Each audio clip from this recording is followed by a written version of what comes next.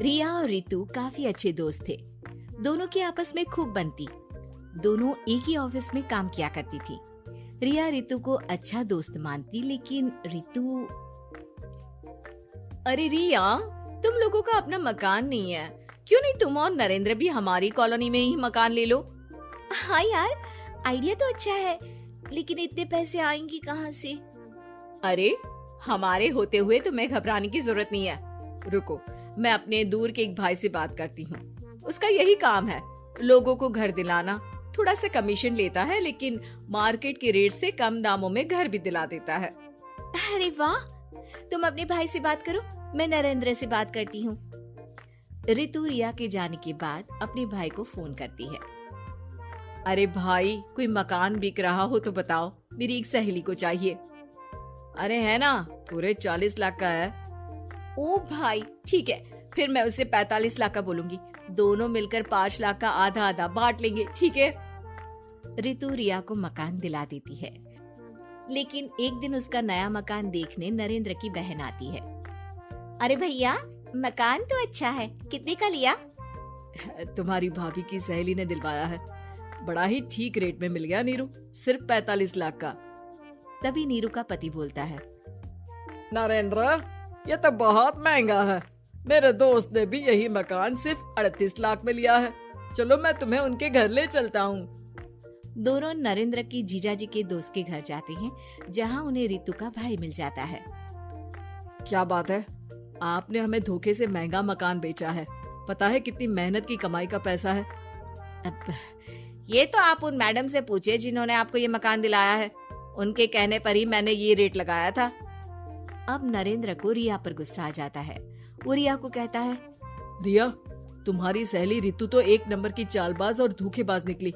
मैंने उसके कहने पर इस मकान के 7 लाख ज्यादा खर्च किया है। रिया को भी नरेंद्र की बात सही लगती है। वो चुप हो जाती है। अगले दिन रितु रिया से मिलती है। रितु, मुझे तुझसे ये उम्मीद नहीं थी। तुमने 38 लाख का मकान 45 लाख में हमें बिकवा दिया। रितु अपनी पोल खुलती देख जोर जोर से रोने लगती है। अरे मैंने क्या बुरा कर दिया, तेरा भला ही तो सोचा था। अरे तुझे उस प्रॉपर्टी डीलर की बात पर भरोसा है, लेकिन अपनी सहेली पर नहीं।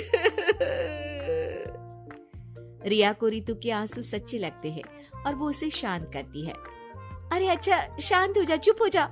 सॉरी, हम लोगों की ही गलती है। हमें मार्केट में पहले रेट पता कर लेना चाहिए था। चल सॉरी। अब रितु आए दिन लोगों से रिया के पीठ पीछे बुराई किया करती थी। रितु अपनी ही दूसरी ऑफिस के सहयोगी से कहती है, अरे ये रिया भले ही मेरी अच्छी दोस्त हो, लेकिन एक नंबर की कंजूस है ये। कभी कुछ खाने जाओ तो पैसा मुझे ही भरना पड़ता है। तभी वहाँ रिया आ जाती है। अरे रितु, सॉरी यार, वो कल के खाने के पैसे तुझे देने पड़े, चेक कर ले। अब मैंने तुझे पेटीएम कर दिया है। अच्छा चल, मैं जा रही हूँ। रिजाइन जो दे रही हूँ, बाद में बात करते हैं। रिजाइन? क्यों? तूने अपनी बेस्ट फ्रेंड यानी मुझे भी नहीं बताया, क्यों? अरे नहीं यार, ऑल सडन प्लान बना। दरअसल ये नया घर का ईएमआई निकालनी काफी मुश्किल हो रही है, तो सोचा घर पर ही कोई बिजनेस कर लूं। अब इतनी थोड़ी सी कमाई में हो नहीं पा रहा है ना। अच्छा, क्या बिजनेस करेगी? देख, तू तो जानती है कि यहाँ मुझे सिर्फ 15,000 मिलता है, लेकिन घर में बच्चों का प्ले स्कूल खोलूंगी तो पूरे 4,000 एक बच्चे से मिलेगा।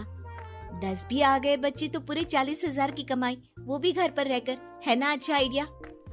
रितु को रिया की बात से जलन होती है। वो कहती है, अरे फिर 10 क्या 50 बच्चे का ही सोचना।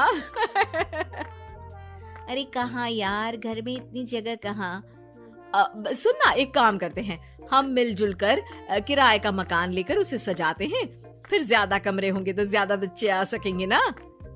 हाँ, लेकिन मैं एक बार नरेंद्र से पूछ लेती हूँ। रिया नरेंद्र को सारी बात बताती है।